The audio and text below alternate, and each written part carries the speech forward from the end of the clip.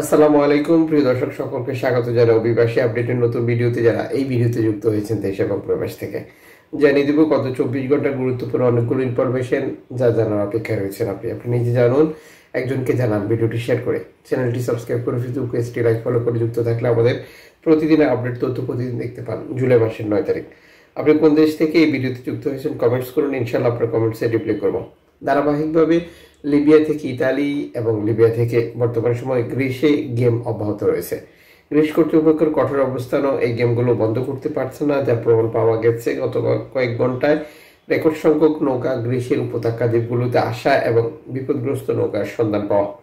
সর্বশেষ micro blogging site এক্সে দেওয়া এক বার্তায়, যেটা অ্যালামফোন রেডিও টেকনোলজি নিশ্চিত করেছে, ক্রিটের কাছে 50 থেকে 70 জন শরণার্থী বিপদগ্রস্ত অবস্থায় রয়েছে, যাদেরকে উদ্ধার করার জন্য আন্তর্জাতিক সহযোগিতা এবং গ্রিস কর্তৃপক্ষের উদ্ধার অভিযান পরিচালনার জন্য বার্তা প্রচার করেছে এই সংস্থাটি। বিপদগ্রস্ত শরণার্থীদেরকে উদ্ধার করা এবং নিরাপদে পৌঁছে দেওয়ার জন্য তারা আহ্বান জানিয়েছে। সর্বশেষ মাইক্রো ব্লগিং সাইট এক্সে দেওয়া বার্তায় অ্যালামফোন রেডিও টেকনোলজি আরও একটি বার্তা দিয়েছে, যেখানে বলা হয়েছে একটি নৌকা ডুবে যাওয়ার আশঙ্কায় রয়েছে। নৌকাটিতে বর্তমানে 62 জন শরণার্থী রয়েছে যারা বাঁচতে চায়।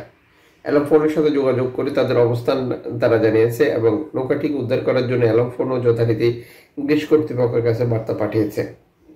আরও একটি নৌকা 100 জন শরণার্থী বিপদে পড়ার তথ্য শেয়ার করেছে অ্যালামফোন রেডিও টেকনোলজি। এই বার্তায় অ্যালামফোন গ্রিস কর্তৃপক্ষের কাছে বার্তা পাঠিয়েছে যাতে করে তাদেরকে উদ্ধার করা হয়।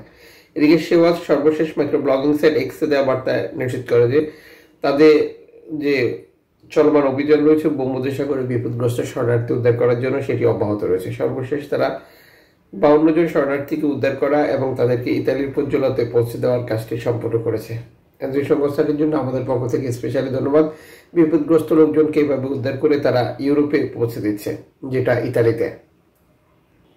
এদিকে আফ্রিকার দেশগুলো থেকে স্পেনে শরণার্থী আসা অব্যাহত রয়েছে যথারীতি। স্প্যানিশ কর্তৃপক্ষ সালমেন্তো ম্যারিতিমো সর্বশেষ মাইক্রো ব্লগিং সাইট এক্সে দেওয়া বার্তায় নিশ্চিত করে গত 24 ঘন্টা রেকর্ড সংখ্যক শরণার্থী উপত্যকা দ্বীপগুলোতে প্রবেশ করেছে বলে এই প্রতিবেদনে তারা নিশ্চিত বার্তা প্রচার করেছে। এদিকে নাদির সর্বশেষ বার্তায় নিশ্চিত করেছে তারা আবারও আটকের মুখোমুখি হয়েছে, যেটি ইতালি কর্তৃপক্ষ তাদেরকে আবারও আটক আদেশ দিয়েছে, যা সত্যি দুঃখজনক।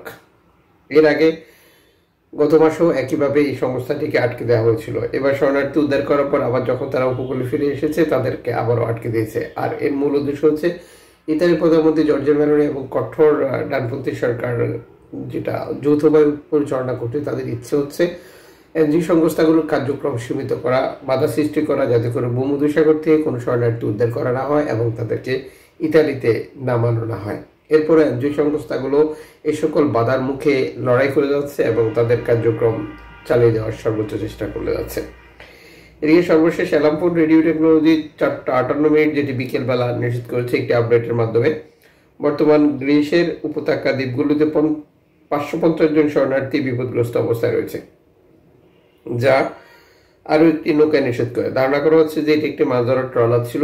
সাম্প্রতিক সময় গ্রিসের এই উপত্যকা দ্বীপগুলোতে শরণার্থী নৌকা বিপদে পড়া এবং ঝুঁকি বেড়ে যাওয়ার মূল কারণ হচ্ছে গ্রিস সরকারের কঠোর অবস্থান। সবার অবস্থান থেকে সকল অভিবাসীর জন্য প্রার্থনা করুন। গ্রিসের উপত্যকা দ্বীপগুলোতে যে নৌকাগুলো বিপদে রয়েছে তার সবগুলোতেই বাংলাদেশের অবস্থান রয়েছে, কারণ এগুলো লিবিয়া থেকে ছেড়ে আসা।